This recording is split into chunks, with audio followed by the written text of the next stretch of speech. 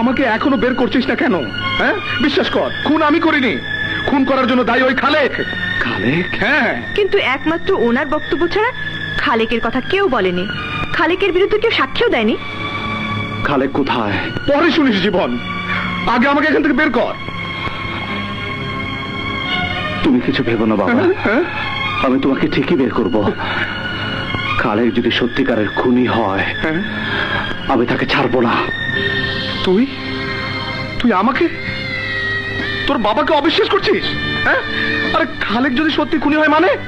আরে খুন তো খালেকই করেছে, আমার চোখের সামনে করেছে, আমি তো চোখে দেখেছি।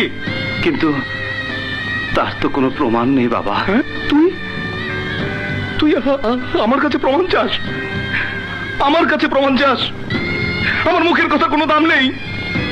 আরে আমি তোর বাবা। আইনের কাছে বাবা মানে আইন সবার জন্য সমান।